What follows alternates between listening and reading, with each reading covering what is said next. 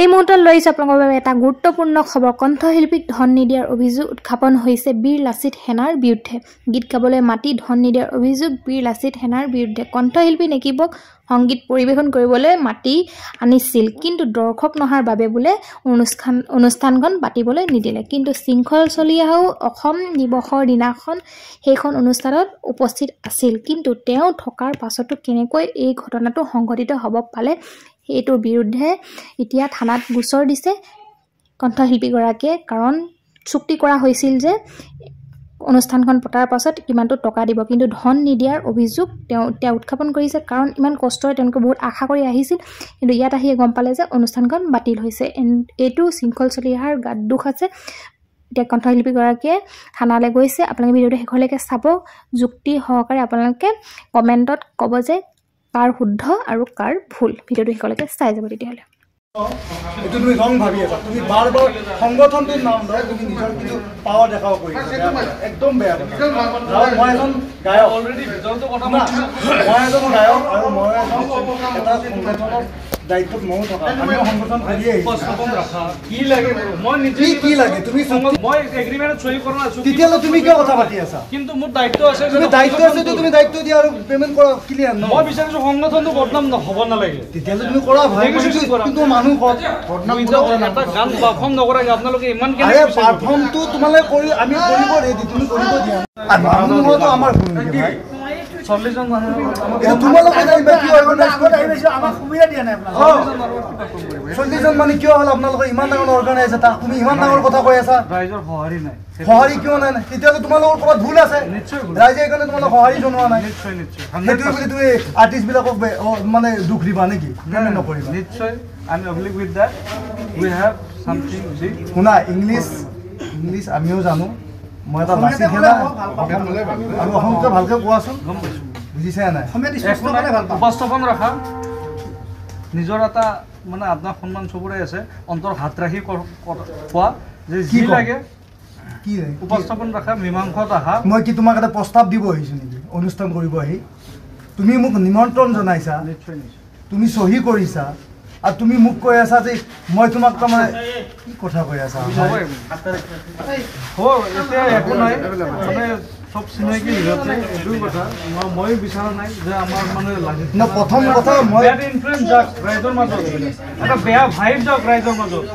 কিবা হৈছে আমাৰ মাজত, আমি মীমাংসা কৰি ল'ম। আপোনালোকে কৰিব লাগিব, নিশ্চয় মীমাংসাত আমি ৰেডি, কিন্তু এনেকে মানে মিডিয়াৰ মাজত হেৰি কৰি কোনো আপোনালোকে কৰক। এইটো মানে সোনকালে কৰক। মিডিয়া কথাটো মিডিয়াই ক'ব। আমিতো এতিয়া মিডিয়াটো মোৰ হাতত নাই নহয়, মোৰ হাতত আছে না। সাংবাদিকে তেওঁলোকক ৰাইট দিছে ন কথা, তেওঁলোকক সেইটোতো তোমাৰ মোৰ হাতত নাই। আপোনালোকৰ যিখিনি আছে, যিখিনি মানে আমিতো সেইকাৰণে আপোনাক বহিবৰ কাৰণে মাতিছোঁ, সেইকাৰণে আপোনালোকক মাতিছোঁ। তথাপি মই আহিছোঁ, মোৰ এটা দায়িত্ব আছে। মই নিজে বিচৰা নাই এটা বেয়া ভাইব যাওক সমাজৰ মাজত, বা বীৰ লাচিত সেনা এনেকুৱা আছে। মোৰ এটা দায়িত্ব আছে, উদযাপন কমিটিত মই নাই, তথাপিও মোৰ এটা দায়িত্ব পালনৰ কাৰণে মই আজি ইয়াত আহি উপস্থিত হৈছোঁ। আপোনালোকৰ মানে উপস্থাপন ৰাখক। আমি এতিয়াও বীৰ লাচিত সেনাৰ গাত দুখ দিব যোৱা নাই।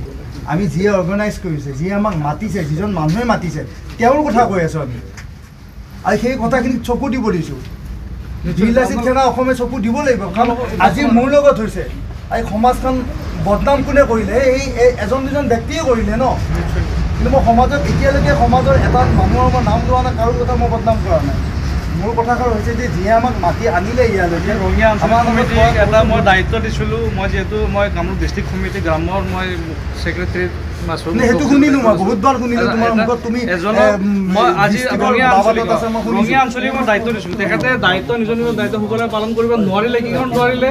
অহাকালি এখন দলীয় খবৰ ৰাখিছোঁ, তাত আহিলে হ'ল আপোনালোককো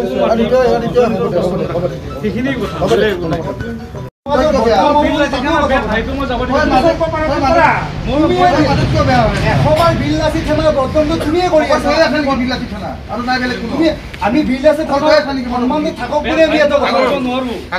কি লাগে তোমালোকে উপস্থাপন ৰাখা, সেইটো কথা কৈছে। বাৰ বাৰ আধা ঘণ্টা ধৰি কৈছো উপস্থাপন। এতিয়া কমিটি দিবা, তুমি এতিয়া দিব লাগিব অন স্পট। এতিয়া মই কৈ আছো দলীয় খবৰ ৰাখিম, দলীয় খবৰ ৰাখিম। যোনে উদযাপন আছিলে তেখেতলোকে 48 ঘণ্টাৰ সময়সীমা বান্ধি দিম।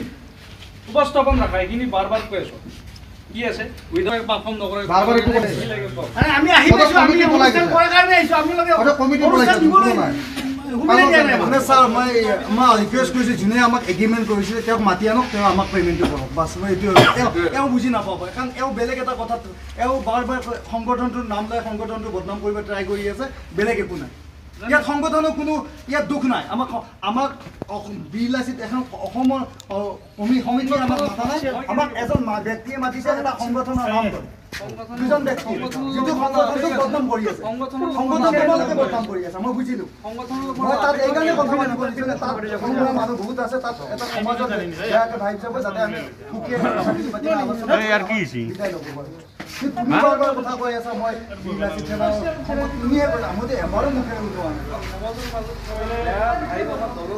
নাই প্ৰথমটো আজি অসম দিৱস আমি সকলোৱে জানো 2 ডিচেম্বৰ আৰু 2 ডিচেম্বৰৰ দিনটো আমাৰ কাৰণে অসমবাসী ৰাইজৰ কাৰণে এটা কি ক'ম আৰু সকলোৱে জানে আৰু গতিকে তেনেকুৱা ধৰণৰ এটা অনুষ্ঠান এটা আয়োজন কৰিছিলে আৰু আমি খুব এটা আশা লৈ আৰু খুব এটা মনত আনন্দ লৈ এই অনুষ্ঠানটো পৰিৱেশন কৰিম বুলি আমি ইতিমধ্যে 7:30 মানত আমি আহি পাইছোঁ আমি গোটেই আমাৰ টীম আহি পাইছোঁ আহি পাই দেখি আমি সুধি আছোঁ অনুষ্ঠানটো আমাক কেতিয়া দিব কাৰণ তেওঁলোকৰ দিলে হৈ আছে অলপ পিছত দেৰি হ'ব আৰু অলপ টাইম লাগিব বুলি তেনেকুৱা ধৰণৰ কথা হৈ আছে গতিকে আমাৰ ইভেণ্টৰ ফালৰ পৰা বাৰ সুধি আছে ৰুদ্ৰাক্ষৰ ফালৰ পৰা যে আমাক এটা অনুষ্ঠানটো কেতিয়া দিব তাৰপিছত যেতিয়া দেখিলোঁ 10:30 বাজি গ'ল ক'লে যে আমাৰ কোনো কমিটি কোনো মানুহ নাই কিবা নাই কাৰণ আমি শ্ৰদ্ধা কৰোঁ বিৰলাচিত সেনা অসম বুলি ক'লে আমি শ্ৰদ্ধা কৰোঁ কাৰণ আমাৰ সেই মহান ব্যক্তিজনৰ নাম তাত সোমাই আছে লাচিত বৰফুকন ডাঙৰীয়া নামটো সোমাই আছে সেইটো এটা আমাৰ কাৰণে অসমখনৰ নাম সোমাই আছে য'ত অসম দিৱস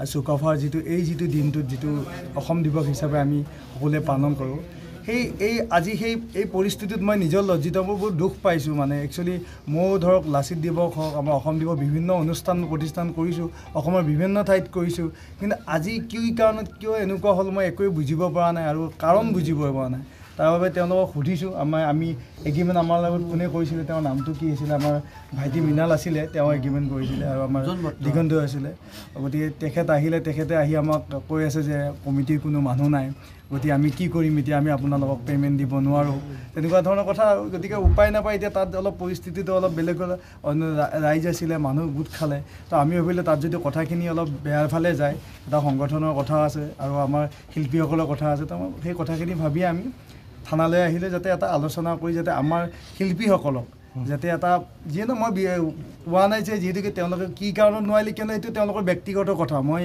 তাত সেইবোৰ ক'ব নাযাওঁ কাৰণ এটা সংগঠনৰ এটা সন্মান আছে আৰু সংগঠন লৈ মোৰো দায়িত্ব আছে সেই সংগঠনখনৰ মোৰো যিহেতু অসমৰ নাম জড়িত হৈ আছে মই অসমৰ এজন শিল্পী কিন্তু ঘটনাটো কিয় হ'লে সেইটো মই একচুৱেলি অসম লাচিত সেনা বিৰলাচিত সেনা যিটো যিসকল দায়িত্বত আছে উচ্চ বিষয়াসকল যিসকল আছে আমাৰ তেওঁলোকক ক'ম যে এনেকুৱা ঘটনা যাতে আৰু নেক্সট কোনো অনুষ্ঠানত নহয় আপোনালোকে অলপ চকু দিব আপোনালোকে অলপ নজৰ ৰাখিব আৰু মই বিশেষকৈ শৃংখল চলিহা ডাঙৰীয়া আপোনাকো কৈছোঁ মই আপোনাক ব্যক্তিগতভাৱে ভাল পাওঁ কাৰণ আপুনি এজন জাতীয় সত্তা জাতীয় সংগঠনৰ এজন লিডাৰ কিন্তু আপুনি অলপ চকু দিব লাগিব কাৰণ আৰু ৰঙিয়াখন এনেকুৱা এখন ঠাই ইমান মিলাপ্ৰীতি আৰু ইমান এটা মই বিভিন্ন অনুষ্ঠান ইয়াত ৰঙিয়াত কৰিছোঁ কিন্তু মই আগে পিছে কেতিয়াও এনেকুৱা ধৰণৰ কেতিয়াও হোৱা নাই মোৰ লগত আজি মই 20টা বছৰ মই গান গালোঁ 20 বছৰ মই কেতিয়াও এনেকুৱা ধৰণৰ পৰিস্থিতিও হোৱা নাই য'ত আহি অনুষ্ঠান কৰিব লগা নহ'ল তাৰমানে কেতিয়াবা হয়তো কিবা বিজুতি ঘটিছে সেইটো বেলেগ কথা কিন্তু আজিতো ইয়াত তেনেকুৱা কোনো ধৰণৰ পৰিস্থিতি হোৱা নাই